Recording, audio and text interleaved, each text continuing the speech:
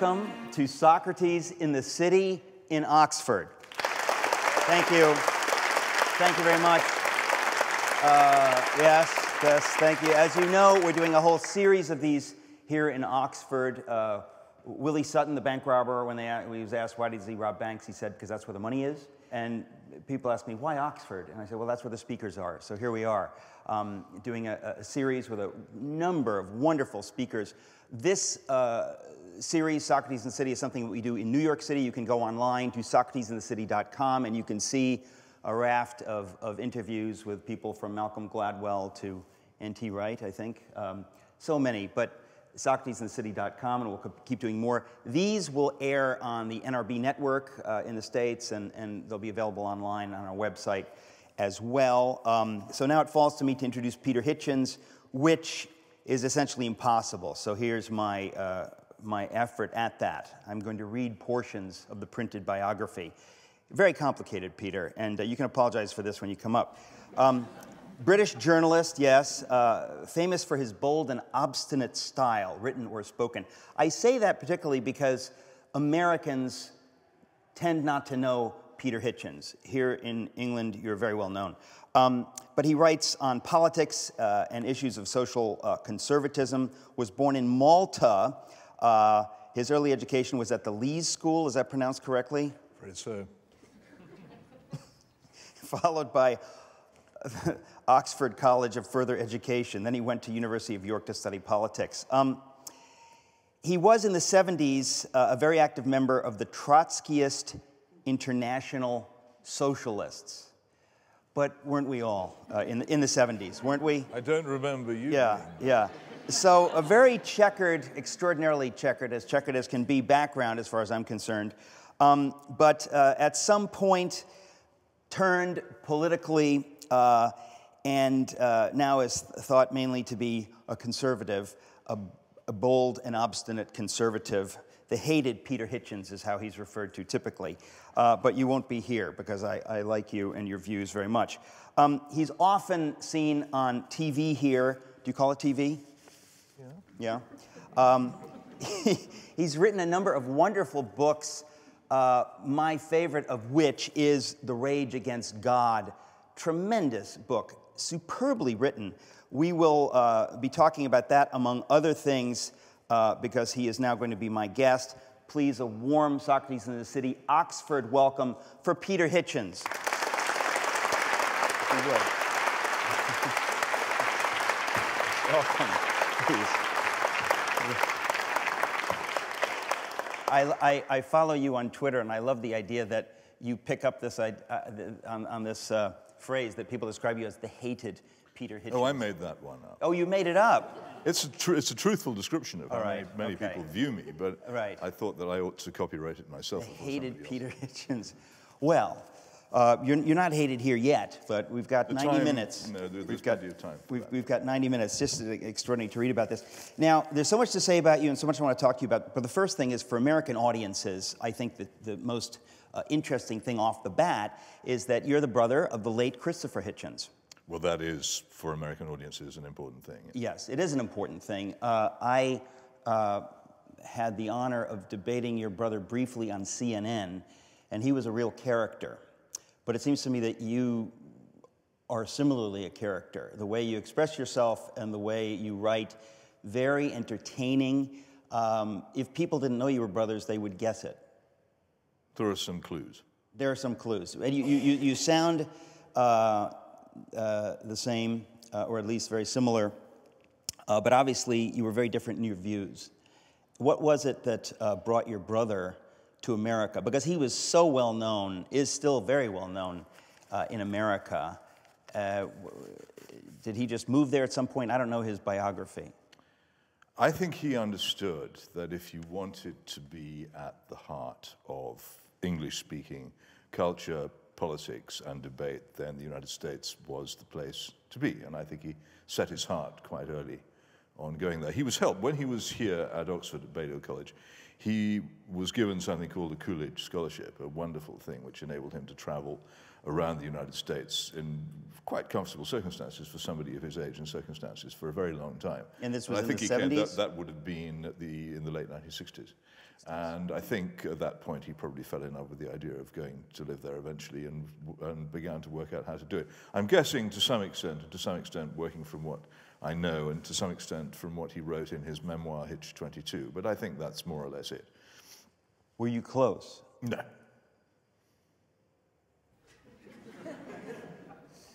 I love the one-word interview answers. Well, it was Would you like a question inviting. I guess from here on in, I'll stick to true or false questions. Let me think. I mean, you said that so one-word answer can emphatically. say an awful I just lot don't more know. than a 300-word I just answer. don't know if you're. Yeah, well, that's exactly right, which is why I let the pause hang.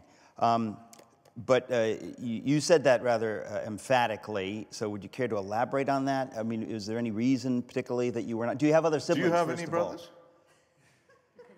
Or sisters? Trying to turn the tables I'm on just me, saying, are we? People sometimes say on Twitter that how can this guy be related to Christopher Hitchens? And I tweet back, same parents. Anything else I can help you with? Yeah. Because what is this idea that people, because they are brothers or sisters, should be identical or are bound to be on good terms with each other? Brothers and sisters often fight. Lots of people write to me and say, well, when my brother decided to have a public row with me, I haven't spoken to my sister and or brother for 20 years. And it's very common. It's not unusual among siblings. Oh, I know it's common, but I don't get to talk to those other people in this kind of a forum. No, well, I'm just wondering if there's more to it that's of interest. No, I don't think it's not very complicated. I mean, there's this tendency ever since that one of the many dreadful things that Sigmund Freud did was make us have this kind of conversation. Yeah. There are trying to explain everything that we do by whether we had a fight over something or other in our childhood. I don't remember this, but if you want the Freudian bit, my brother would always recall himself sitting by a flower bed early in my life. I find this unbelievable. He never was very interested in flowers, but he claims to be sitting by the flower, looking at the flowers and seeing this menacing shadow growing next door to him, looking around and seeing me approaching him with a rake in my hands and an evil glint in my eye and having to run for his life. I don't know whether this is true or not. Later on, he claims to have released the brakes on my perambulator at the top of a hill. And these are stories he told. If you want the Freudian version, I'm an anti-Freudian. There it is. I'm of the. I think Freud is all what's the polite word? Rubbish. Well, I'm sure he is. I'm of the Nabokov school, and I guess by protesting too much, as you just now did, you made the case for the Freudian view. There's no escape from this, isn't there? No. But I wasn't interested in that. All circular theories are inescapable. I wasn't interested in that. I simply was wondering if there was any particular reason. You're quite right that many siblings don't get on. But I was just wondering if there was some break From my point of view, I was always baffled by it. It was like Arthur Koestler told this story about the man in Vitebsk, well, actually in the countryside outside Vitebsk, who invented this tremendous device for getting around and was enormously proud of it. It had two wheels, it had a chain and handlebars, and he pedaled it into Vitebsk. Into where? Vitebsk. It's a town in what is now Belarus. And he pedaled it into Vitebsk and found that everybody else was riding these things called bicycles. His own individual invention turned out to be common knowledge. I was amazed when I found out later in life that other people actually had bad relationships with their siblings. I thought it was an individual problem that I had suffered. I had no idea what the explanation for it was. I thought it was incredibly rare. And then I discovered, to my relief, that almost everybody had the same thing. So it's more than just that you weren't close. You were decidedly not close. My father tried to make us sign a peace treaty, which I repudiated about 6 hours after signing it. Pulled off the wall and scratched out. Wow, he made you sign a peace treaty. That sounds... Poor man. Yeah. Middle East peace would have been easy. That's dramatic. Right. Well, let me ask you... are there other siblings? I don't remember. No, that's it. Okay. So, but you do both have tremendous skills with the English language. You both have a very compelling writing style, which is extremely rare. Are you aware of that? Well, it's awfully nice of you to say so, but as I think said to you earlier on, I regard such things as a gift. And when I say that, I don't make any claims for myself. I just think that it is something which you have and which it's not your responsibility, and for which I can't accept any praise. One thing I do know, and this I will say to anybody who sets out to write, whenever I've tried to please an imagined audience, I've failed. Interesting. Well, not everyone has the gift of such a strong point of view and such a strong personality, but both you and your brother seem to have that from what I've read of yours and of his. And it is a very rare thing, and it's something that the reader or the viewer enjoys. You both, I must say, have that rare gift of being compelling no matter what you're saying, and one is often... Well, that's because you don't know me well enough. I can be boring. I absolutely yeah. you. No, but I mean, people have said this about, I'm trying to think now, they said it of Whitfield, they said it of Wilberforce, and I don't mean to compare you to either of them, but just that someone's voice or way of speaking is so compelling that you'd be happy to hear them read anything. I think it was David Garrett, the actor, who said something like, I wish I would give anything to be able to say, oh, the way Mr. Whitfield does. Or another time he said something about the way, he can bring people to tears by pronouncing the word Mesopotamia. Don't get carried away.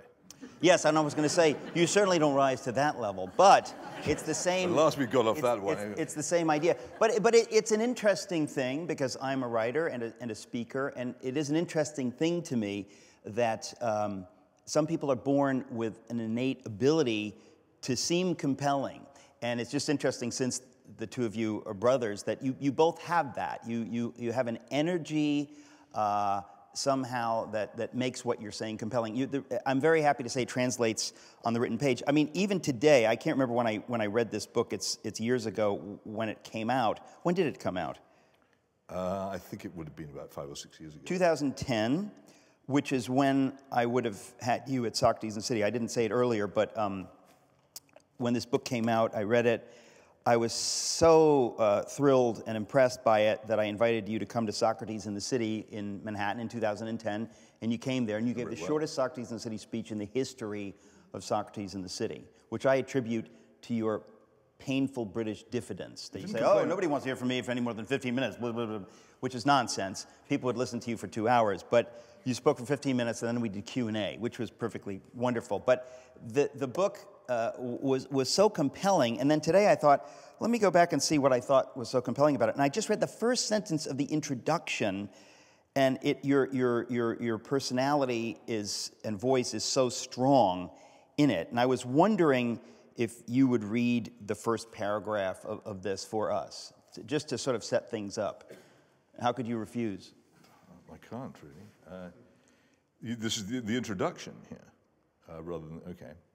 Only one thing comforts me when I look back at the carnival of adolescent petulance, ingratitude, cruelty, and insensitivity that was my godless period. I was at least not doing it to fit in with the spirit of the age.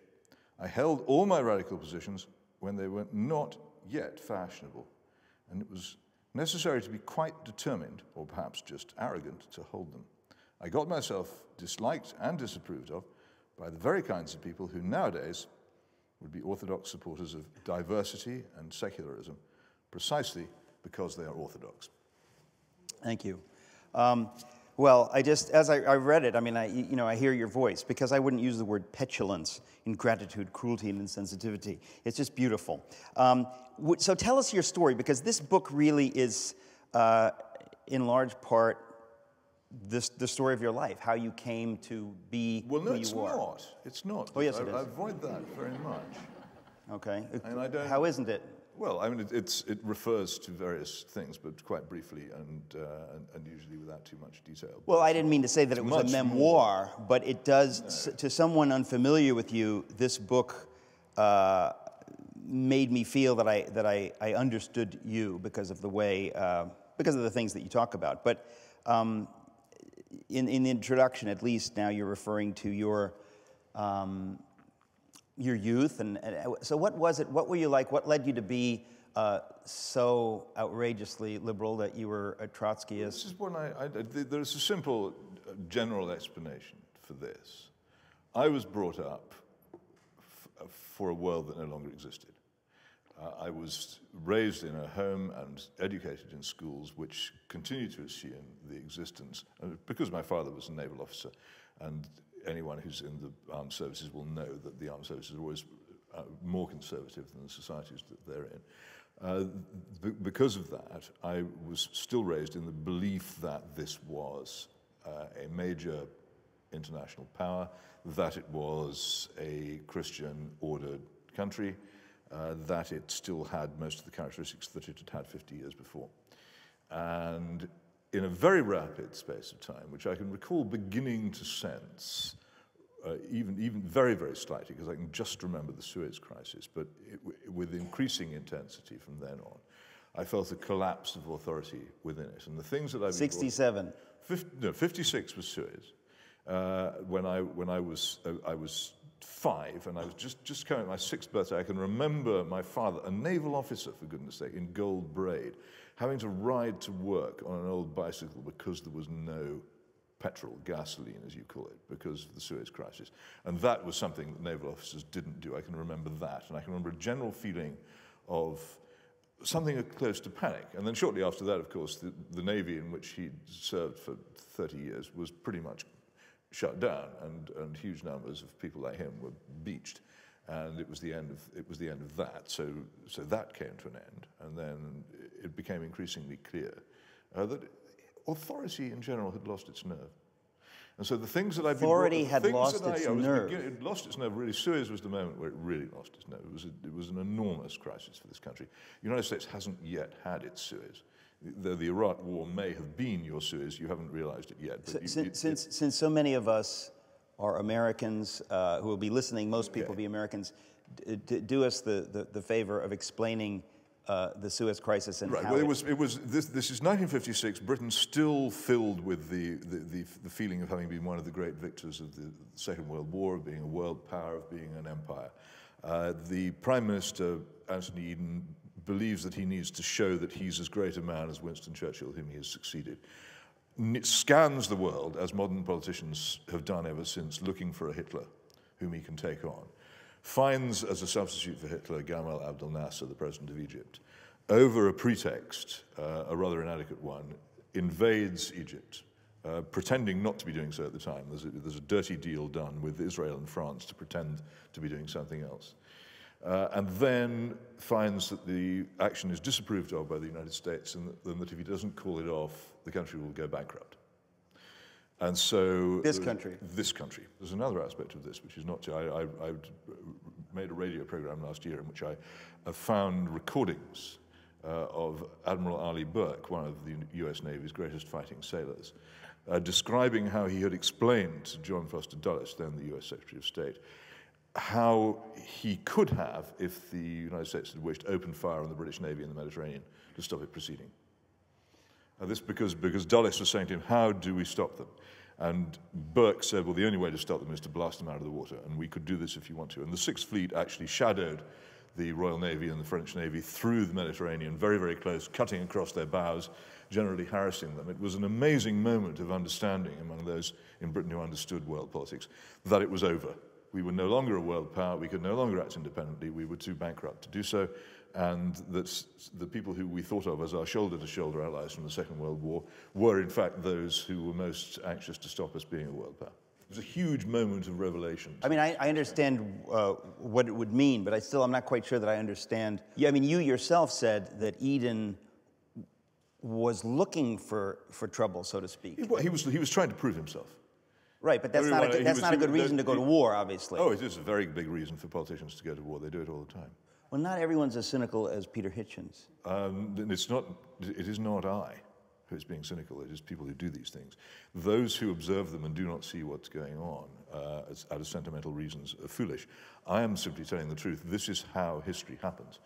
Vanity is a very, very strong feature in the making of major diplomatic mistakes. But what would Eden have said was the case to go against Nasser? Well, he had convinced himself that Nasser was such a threat that he compared Nasser directly to Hitler. Wow. I mean, I was always on the I impression mean, this is the that same way. Nasser was the best thing that happened to the Middle East. George W. Bush compared Saddam Hussein to Hitler. Comparisons obviously ludicrous, but these comparisons are made by modern politicians all the time. Yeah. I think there's even currently Hillary Clinton recently compared Vladimir Putin to Hitler. Another nonsensical, moronic statement, not worthy of anyone who knows any history or any politics. But it's the kind of thing they say, and it leads, I'm afraid, frequently to unnecessary and stupid wars. Well, in any case, that's a side issue, and forgive me for dragging you into it. But for American, no, that's I brought it up, and you're right. But just because for Americans, and I'm an American, we're not as familiar with the Suez Crisis, and so it's interesting to hear you played a very big part in it. Well, this is yeah. But fantastic book. There's a wonderful book by Keith Kyle in which the whole thing is described. It's one of the best modern history books ever written. By Keith Kyle. Keith Kyle, K-Y-L-E. It is still in print, and it is a superb account of it. Anybody who's interested in modern post-war history should read it. It is tremendous. But you're saying that the average Briton felt that things had changed. That now to have to ask the U.S.'s permission to do something, it was humiliating. It was a huge national thing. We had to scurry home with our tail between our legs. We were defeated. We had to abandon the operation. The whole thing was a failure, and worse than a failure. And we were both pretty obviously bankrupt and also publicly humiliated and defeated on the world stage. After that, there wasn't really any future for us as a major power. And the effect of this was not just material, of course. Throughout the Middle East, where we had previously been quite an influential country, our influence collapsed. And it was after that that we'd begun to wind up the British Empire in 47 with the Indian independence. It was after that that the rest of the empire got rid of at amazing speed, a kind of fire sale. We just got rid of everything. So you perceived this as a child already? You could feel the mood in it, and the thing is that all the figures of authority, the local vicar, the school teacher, the policeman, the magistrate, everybody else, all of them after that moved with less confidence and less assurance. Nothing looked or felt quite the same. They'd lost a sort of they'd lost some of their magic. And I felt this, and at school, increasingly I realized, you know, Lenin's great statement that when you are confronted with an apparent enemy and you press your bayonet forward, if you meet mush, press on. If you meet steel, retreat and attack again later. I found that, and if you're a kind of nuisance, an arrogant and difficult schoolboy, and you press against authority, I found it gave. Increasingly it gave. And then there was a second episode after the Suez episode, which was the Profumo affair. Now, I didn't know during the Profumo affair what a cool girl was. And the idea of being in a West End nightclub gave me a headache just thinking about it. But there I was, a schoolboy aged, 12, reading about these things. And it was quite plain that the people who claimed to govern us were in their private lives scandalous, disreputable, and dishonest. And again, that coming so soon after Suez, the effect of that on one's perception of authority and all the ideas that I've been brought up to believe in, the romantic idea of the great, wonderful British Empire, Christian, a force for good, began to dissolve in my mind.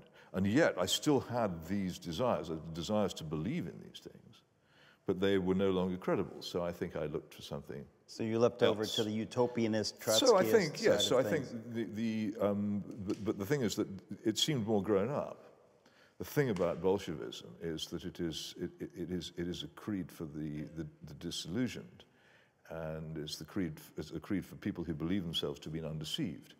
It is the embodiment of cynicism. You accused me of cynicism just now, which an accusation I utterly reject. When I was a Bolshevik, I was a cynic, because that's what Bolshevism is about. Yeah. It's about nothing but power. If love is the opposite of power, which it is, then the Bolshevik believes wholly in power. Yeah. And the Christian believes wholly in love, and that is the difference. I remember that when you spoke at Socrates in the City a few years ago, you said some things which I have never forgotten. I learned something significant from you that evening. because you brought this European perspective that I'd never heard before. But you were talking about how it was the first war that led to this breakdown of authority, that Great Britain and much of Europe was never the same after that war. That, of course, didn't happen in the United States. Yeah. But unpack that, if you would, because that's something that we don't hear very much. Again, this is, to some extent, what I've just described as the last act of a drama that had lasted for 50 years. Yeah. But you have to remember that the First World War was, at the time it was, at the time it began, was promoted as a great war for civilization against the Hunnish barbarism. The Germans were supposed to be advancing with dead babies on their bayonets, which they tossed into the air, and a trail of raped nuns behind them. There was no question that every civilized man had to go and sign up and fight against this evil. At the end of it, nothing of the kind turned out to have been true. And at the end of it, first of all, you take a stroll around the city when you finish this conversation. Go particularly just across the road to Christchurch. Look at the War Memorial outside the chapel for 1914 to 18, and see the huge list of what was the flower of England, who volunteered for war on the day it began in 1914, and most of them were dead within 18 months. And this was not just true of the Flower of England in Christchurch. If you go down to all the small churches and chapels, you go around the suburbs, the place where the industrial workers lived, you go out into the villages, you'll find in every case, all the best people in all those places volunteered for what they believed was a war for civilization, went out and died. And they mostly died without fathering children. Where they had father children, they left them fatherless, and they left their families devastated. Their whole influence over our society ended.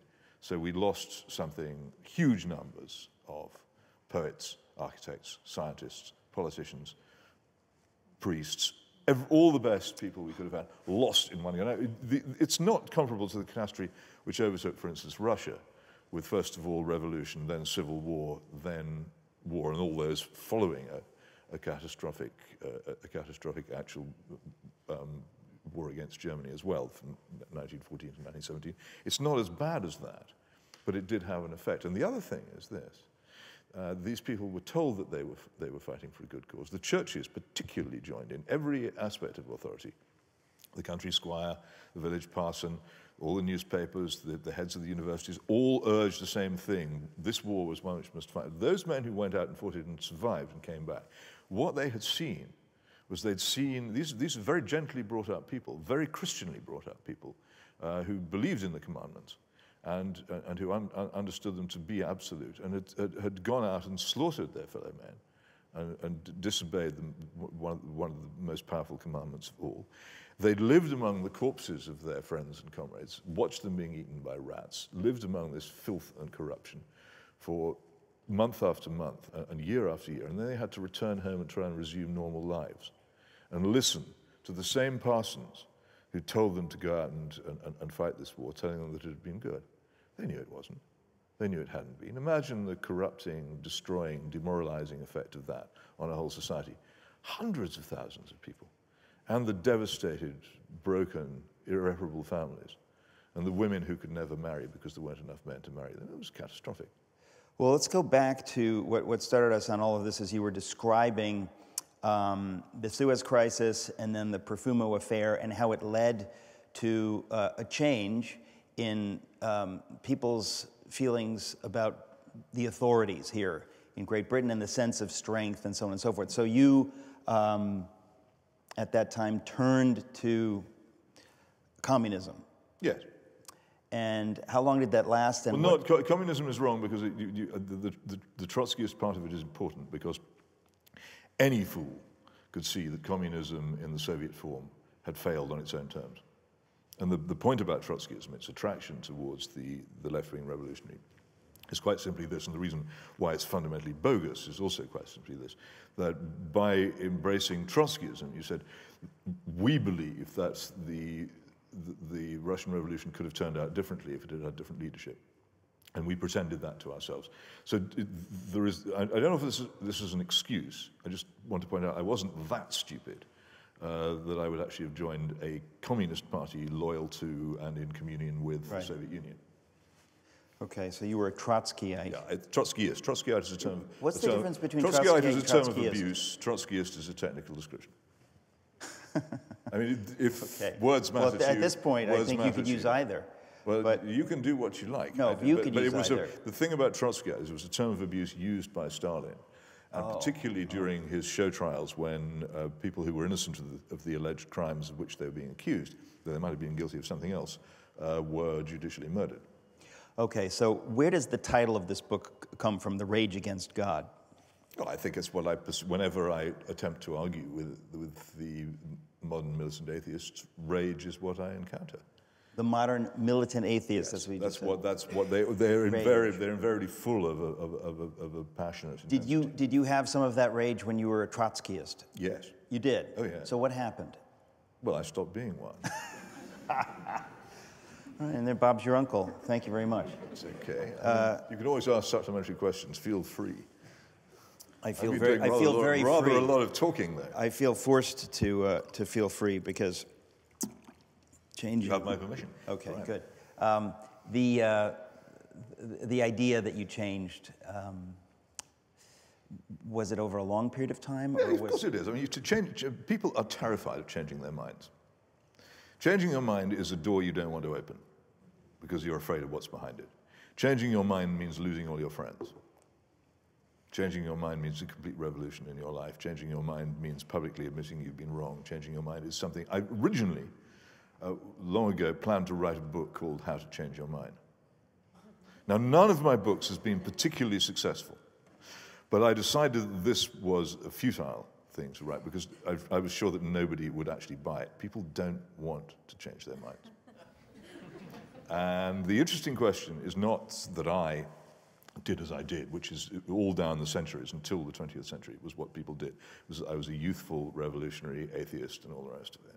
Because you just look at them, the whole of the history of mankind is full of youthful revolutionaries who in later life grew up and became conservative Christians. And there's a long line of them. I don't claim to be as distinguished as them. I'm just saying it's a cliche of a thing to do. The interesting thing is not that I did this boring, obvious thing. The interesting thing is why most of my generation didn't. That's the question. That That's is my the point. question. Why is it that people in their 60s haul jeans onto their sagging frames and go to Rolling Stones concerts and still believe in the left-wing things they believed in when they were 15? That's the question. And they have never grown up. That's my question. Why do people not grow up anymore? I'm asking you that question. I have no idea. You have to ask them. I am the last person to ask. Can somebody help me?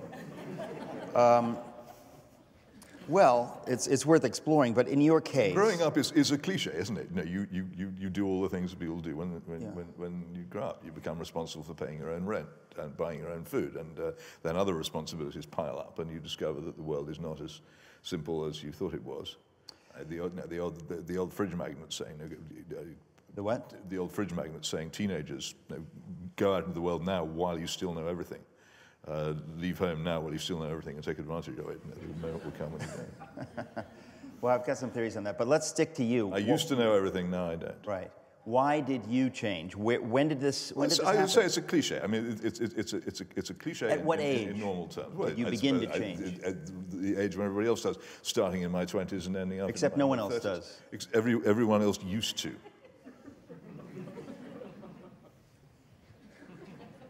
Is it because I'm brighter than other people? Is it because I think that's part of it. I don't know. I can't. There are one or two small experiences in my life that I've had which other people haven't had. You seem to be somewhat of a contrarian. No, that's a silly word. It doesn't. See? It means someone who takes up a position for the sake of it.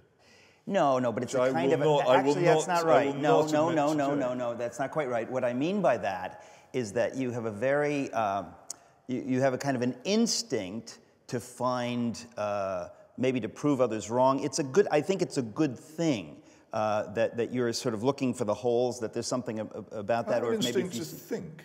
What? I have an instinct to think, that's all. And I think, and it's not, luckily for me, I was taught both by people and by circumstances to think. Most people are not taught how to think, they're taught what to think. And this is the huge difference between education now and education then. I don't know why. I can't claim. I could say that I'm brighter than everybody else, but that would be ludicrous claim to make. It's just I think, and a lot of other people don't. I notice it. Thinking will almost inevitably cause you to change your mind. Right. So that again, thinking is repulsive to quite a lot of people. They don't want to do it. Sometimes in these Twitter exchanges I have with people, I give them the chance to think. I never assume stupidity or hostility or unresponsiveness or an inability to argue in anybody who takes me on. I always give them the chance to have a reasoned exchange. And often by the third exchange, I've realized there is absolutely no ability to respond in there at all. That however generous I might be, they're not going to reply. They're simply going to say the same thing over and over again, only more rudely. And at that point, I block them because it's a waste of time, and there's no pleasure to be had. You block them? Yeah, because are we talking about Twitter? Arguing with people who don't know how to argue is like playing chess with a squirrel. There's just no point in it. Are you talking about Twitter? Yes. Good. I haven't time to waste on people who can't argue. But I'm fascinated that you even take people on Twitter. No one would waste time on playing tennis with me for the same reason. It's just a waste of their time. Yeah. Yeah, but I'm just fascinated. I can't play tennis, but I can argue. But I'm fascinated that you're drawn into that on Twitter. I resist it on Twitter because I guess I have an instinct that that's exactly where it's going to go. Twitter is not the place to have a conversation. No, Let me break it to you. Twitter is not the place. I have had successful arguments resulting from encounters on Twitter. You have? I have. Well, I've persuaded a man that there is no such thing as addiction, which there isn't. And I've recently had a very successful argument about academically selective education. Academic what? Academically selective education, which is a big political issue in Britain with somebody on Twitter. It can happen. But I'm ruthless about blocking people who can't or won't argue. Right. I'm so thrilled you haven't yet blocked me. Well, I... Take it as the compliment that it has. I've never engaged you on Twitter, but... we're here now. Yeah, we're here now. I do want to get back to your book. It's fascinating to talk to you about anything, frankly. But what is this book about? I mean, it is, as I said, so compelling. But you're talking about a phenomenon, the rage against God. It is right because it is a rage. Does that mean, in part, that it is not logical? I mean, it seems to imply that it's not logical. No, it's logical, but it's fundamentally also, it's Bolshevik. And one of the things that I'm making, it's not, by the way, a book of Christian apologetics. Anybody who buys it seeking that will be deeply disappointed, as quite a lot of people have been, and write in to Amazon to say, well, this doesn't tell me much about the Lord Jesus Christ. Well, no, it doesn't. It is an attack. It's an anti-atheist book. Mm.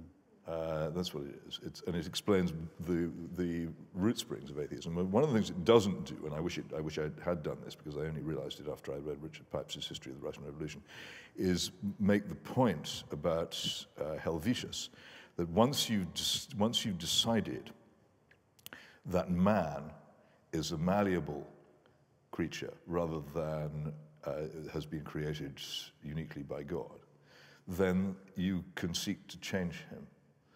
This belief that man is not created by God is a license for a type of politics and a type of action which would otherwise be impossible, because it says utopia is possible, man can be changed to suit the kind of society that I want. And this is fundamental, and this is why atheism and Marxist utopianism march hand in hand, because they need each other. But most of the arguments which were advanced by the defenders of the Soviet Union in its worst phase are remarkably similar to the arguments advanced by the new atheists. And there's a particular passage in there in which Richard Dawkins commends an essay by a man called Humphrey, who actually calls for the censorship of Christian education of children by their parents. The censorship of what? Of Christian education of their children by their parents. He actually right. Specifically, explicitly says that although I'm in favor of free speech, as people always say when they're about to attack it, I'm really in favor of free speech. Yeah. But in this instance, I think people should be stopped from saying this. The illiberality of it and the intolerance of it is immense. Also, the other thing that I quote is Thomas Nagel, one of the distinguished, intelligent atheist who doesn't suffer from this rage and who is not intolerant of Christian believers, who asks this fascinating question, which I think is the one which ought to be asked in all debates between Christians and non-believers. Why is it, he asked, that I so much want there not to be a God? Now, I know exactly why I wanted there not to be a God, because I didn't want there to be justice in the universe. I didn't want the actions that I committed and intended to continue doing to be punished, that I wanted everything to be ad hoc. It would have suited me just fine, the kind of life I was leading just then, and I'm perfectly frank about it. And also I quote from the opening, well, not quite near the beginning of that rather fine novel by the prince of second-rate novelists, Samesex, of Human Bondage, where Philip Carey, his hero, who's actually, it's an autobiographical novel, suddenly realizes that he no longer believes in God, and this is a huge liberation for him in the life that he intends to lead. Now, if atheists would simply say, of course I don't, belief is a choice, I choose not to believe in God because I don't want that kind of universe, I don't want to fear those consequences or those penalties, I don't want to believe that what I do matters somewhere else, then that would be the end of the argument, wouldn't it? We say, okay, that's what you want to believe, that's the kind of universe you want to have, okay? But what they insist on saying is that there is no choice, that their belief doesn't even need to be proved. They say, I have no belief. You're the ones with the burden of proof. And I say it's not true. Of course you have a belief. A toad or a weasel or a lump of soap may not have any belief, but you have a belief. Anybody with a mind has a belief. But it is the one thing, if you enter into arguments with atheists, it is one thing which will invariably force them to turn away, make excuses, and become enraged with you. Say, why is it that you don't want to believe in God? What are your motives for this belief? And they say, well, what are your motives? And I say, well, of course I have motives for belief in God. I'm quite clear about it. I believe in God because I choose to do so. I prefer to live in that kind of universe. What are yours?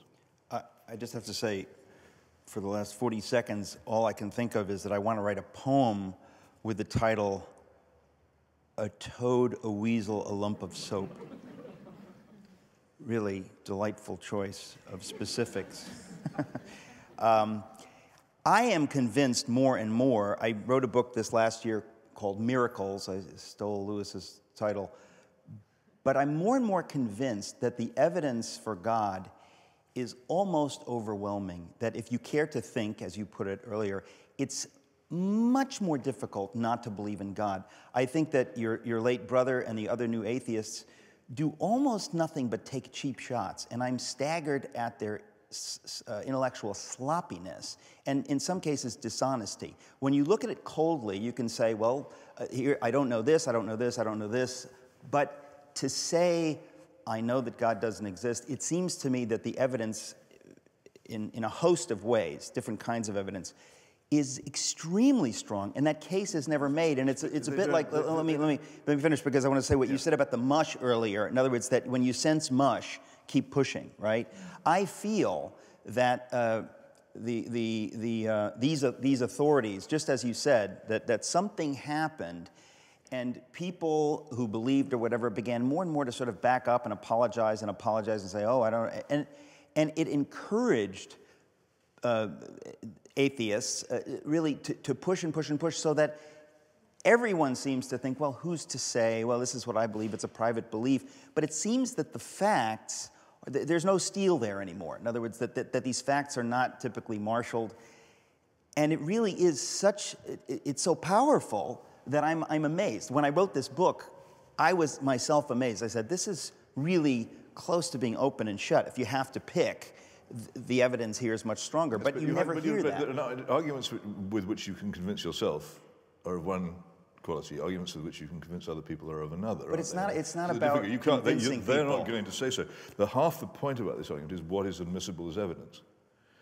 Now, people say to me sometimes, have you had any religious experiences? I say, good heavens, no. I'm British. But on the other hand, I will say that the whole of life is a religious experience, which I would say that it was. The entire universe is, to me, well, there are different kinds of religious experience. Is a huge preponderance of evidence in favor of the existence of God.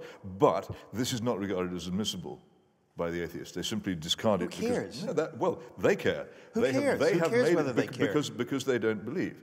And the reason why they don't believe is because they don't want to believe. And the reason for the success of the four horsemen of the New Atheist Apocalypse is quite simple, that you've had in the United States, for the first time really, a huge number of teenagers going off to college who've been brought up in Christian homes, who've been attending church, whose hometowns have been by and large dominated by the Christian ethos, who have arrived at college and begun to live the lives of hedonism which are laid in front of them and made incredibly easy now for the young, and who are enjoying them and who realize that this conflicts completely with everything they've been brought up to believe.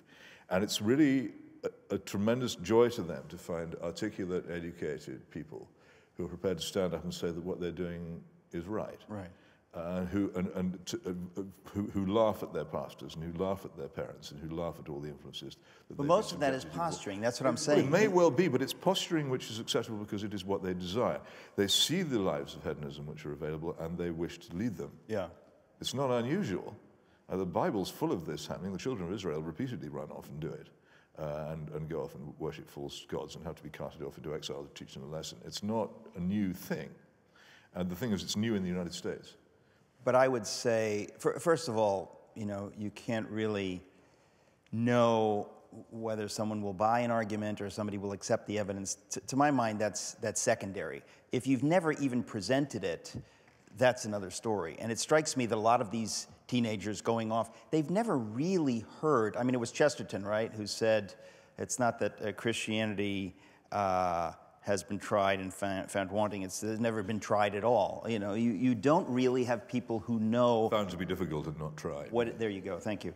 You don't really know. I think most people don't really know what they believe. They've never heard these arguments. They've never heard the evidence, and so they're sitting ducks. If they'd at least heard that, there are some of them to whom it would appeal. But what I'm saying is that I think Christians have kind of adopted this passive, defensive stance, which is wrong when you see how much evidence there is. I mean, it's to me that I just don't think that they, in their current lives and state of mind, would be receptive to any amount of evidence. They've deliberately decided to reject it, and that's and if you have decided that evidence is inadmissible, then you won't hear it. And that is that, I'm afraid, is what we have to face. And the point I might make to you is that maybe the United States has had its Suez, and maybe this is one of the effects of a general demoralization which has followed, particularly, I think, the evident failure of the Iraq War, which was regrettably, to me, supported by a large number, particularly of evangelical Christians who But I would go way back before that. Our Suez, to me, was Vietnam and Watergate. I mean, there's no question that's the sea change. That's your America. Profumo affair. I don't know. Well, I thought Profumo affair followed Suez. Whatever, they don't have to. Parallels are never exact. Things don't necessarily have to. Well, I'm saying what was precisely the same pattern. Right, but the Vietnam and Watergate really changed America dramatically, and we never recovered. The fundamental revolution, actually largely undocumented in both our societies, was the destruction of lifelong marriage in the 1960s by divorce laws, which created this extraordinary position. And when you hear it described like this, you'll understand what happened. Until the divorce laws in the 1960s, a marriage was an agreement entered into by two people freely for a lifelong union of intense seriousness, which it was very difficult for either of them to get out of. After the divorce laws in the 1960s, it was entered into in the same way, but it was extraordinarily easy to get out. If one party to the marriage wished to get out of it, not merely could that party of the marriage get out of it, that party of the marriage could get, if necessary, the state to drag the other party out of the house and put him or her in prison if he wouldn't go. What's more, to divide up the property and the children of the family in favor of the person who had initiated the breakup of the marriage. And this interference of the state in private life is unprecedented in a free society, and yet it passed almost without knowledge. And the only fight that Christianity has made on the subject of marriage has been a futile Stalingrad on same-sex marriage. Right. 30 years too late. I mean, more actually, than 30 who years. cares? Yeah. It's not important. If a few thousand homosexuals want to say that they've got married, it really, if it makes them happy, it doesn't really trouble my conscience very much. The fact that millions of heterosexual marriages have broken up, leaving their children devastated, and continue to break up, and then now increasingly people never get married at all, is so many million times more important it can't even begin to be measured. And yet when that happened, what did you hear from the churches? Right. Well, there's nothing. Yeah.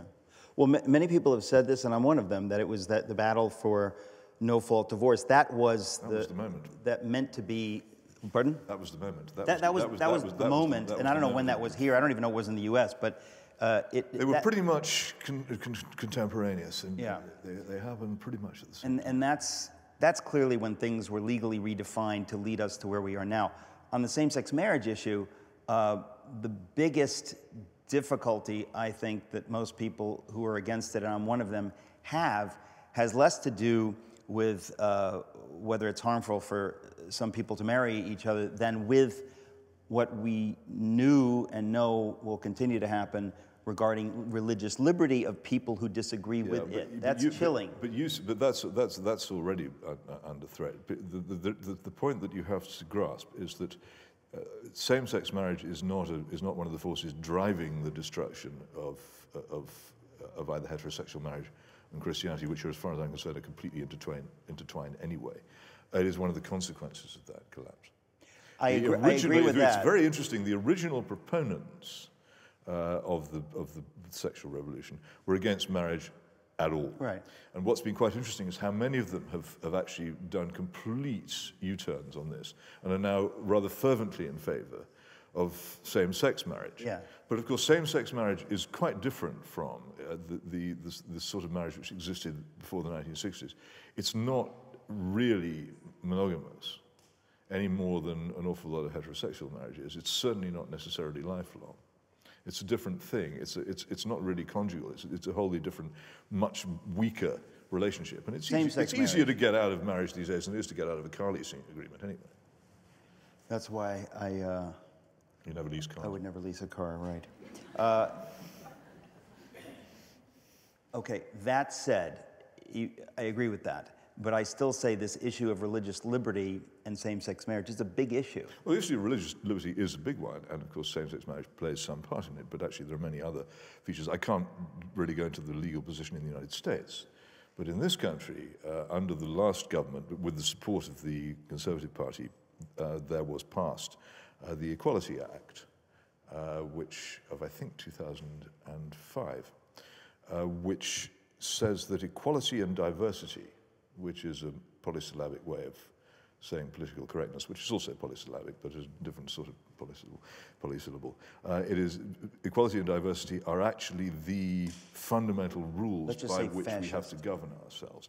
Now, equality in these terms means, amongst other things, equality of religion, which means that Christianity is equal in the consideration which it can expect from a public body, from the health service, from a school. It's equal to Islam, to Jainism, to Buddhism, to Hinduism. What was the second one? Jainism. Do you know about the Jains? You know about the Jains? Oh, well, then I'm not going to go into it now, but they are a fairly major Asian religion, which has some adherents in the United States. It's equal to all of those. It's just instead of having the privileged position of being effectively the church on whose beliefs, Bible and prayer book, the whole of the state and laws exist, it's just another body. But actually, even this isn't true because, of course, everybody being afraid of Islam and nobody being afraid of the Church of England, that equality is somewhat theoretical when it comes to any disputes between the two. Right.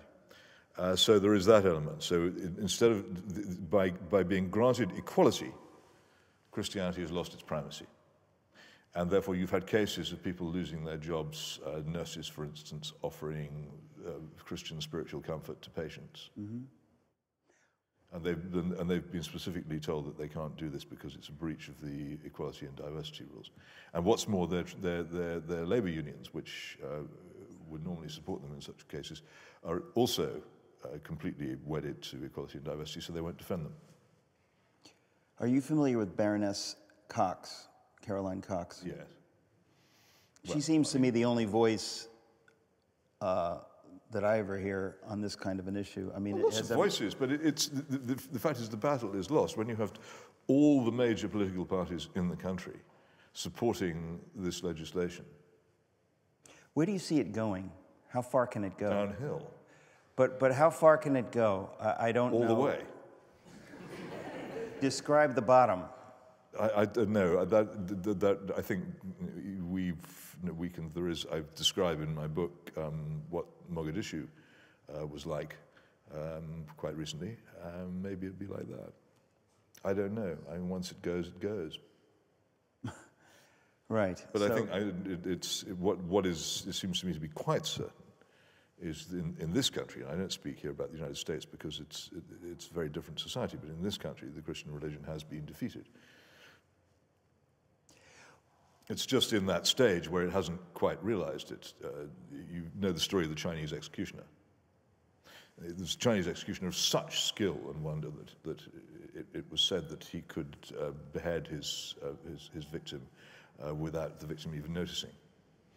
And the victim is, in this occasion, has been condemned to death, and he's told that the really special executioner has been brought to execute him.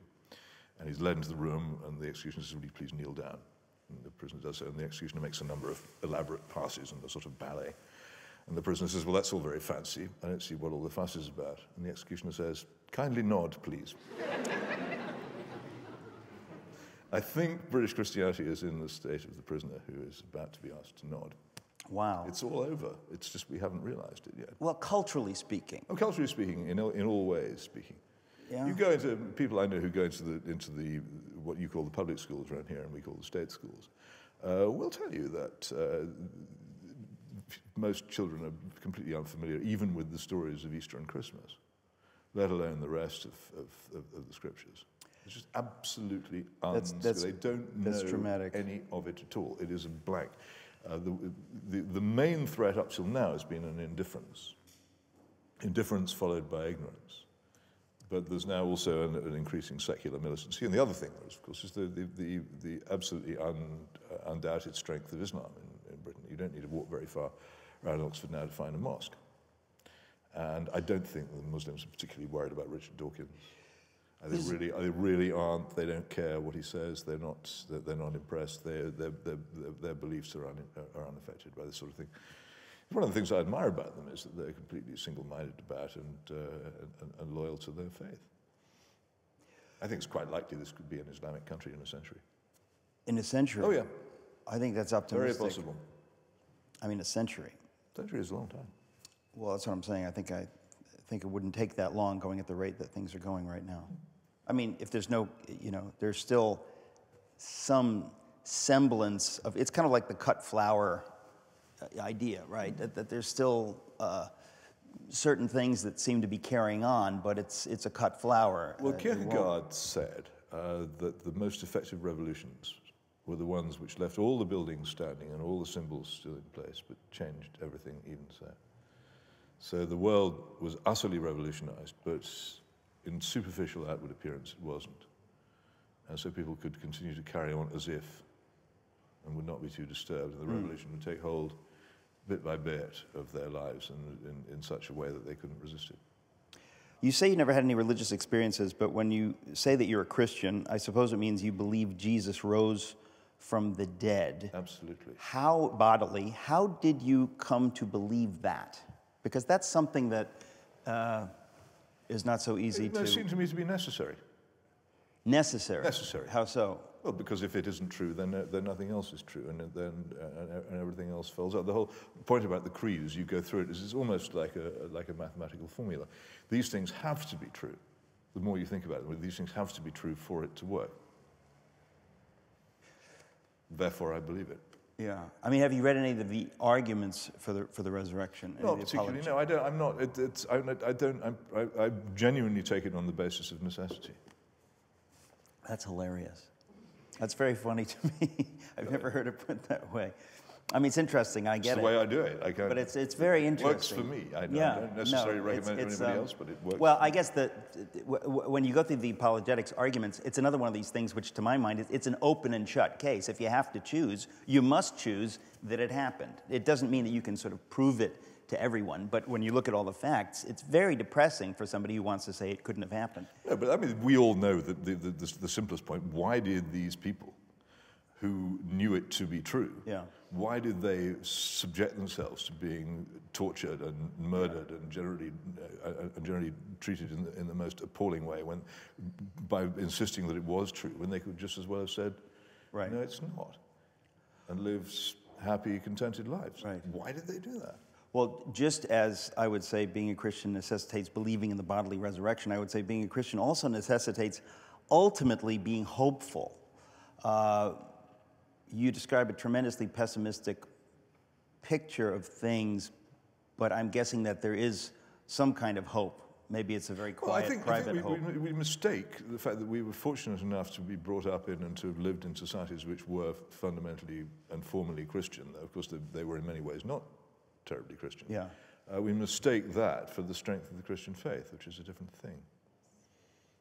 I'm not sure how that follows. Well, I don't think the Christian faith is necessarily stronger because people live in societies which are formally Christian. Yeah. That's not necessarily not necessarily how it works. And you've been to North Korea? I have.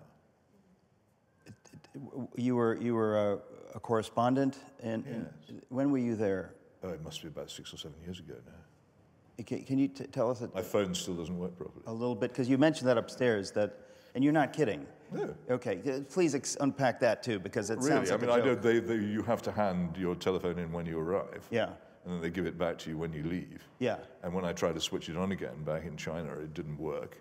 I had to get down to Hong Kong before it would work again. And ever since then, it lights up at strange times at night. It doesn't do a lot of things which normal mobile phones do. Have you thought of getting a new phone? Yeah, but it doesn't work. It's embedded somewhere in its electronic nature. I'd have to change the number to get rid of it, and I can't be bothered. If the North Korean intelligence service is listening in on my private line, and you don't want to change the number, you don't care. No. Right, because maybe you'll convert them. What can I do with the information? What are they going to do? Right. If they're listening in, I think they're fascinated. I think they probably think, how on earth can we get our stuff out of this phone? Why can't we get this guy to come back to Pyongyang so we can deprogram it? So it's too late now. So you're a Christian, but I still want to ask you, so do you have a sense of hope? Or what is your sense of hope? I know you've got to have some kind of a sense of hope. Maybe it's just an eternal kind of hope. It's an eternal hope, yeah. But there is this great, people always say, why are you so gloomy? I'm not gloomy at all. I have an incredibly fortunate life. Here we are at the end of a declining civilization, but this is still one of the most beautiful cities on the planet. It remains, despite all the attempts to mess it up, one of the most civilized countries in which to live. My worry is that I'm not going to hand on undamaged the heritage which was given to me. And worse, that having realized that this was happening, that I've not been able to do anything about it. I've got no complaints about myself. It's being able to see, and having seen enough of the present is a good guide sometimes to the future. And I have seen a lot of the present. I've visited 60 different countries. I've seen a lot of things, not all of them nice. And so I know, for instance, that catastrophes can and do happen. And that one of the most worrying things about them is that people live through them and survive them. I'm worried. Yeah. But I'm worried not principally for myself. I live an enviable life, which.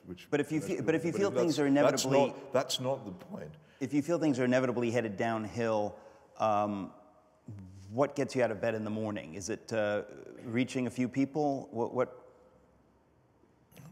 I have, as I say, a very agreeable life. I don't. But what I'm saying is, why do you do what you do? You're arguing against these things. At the same time, you're saying that it's inevitable that nothing will change.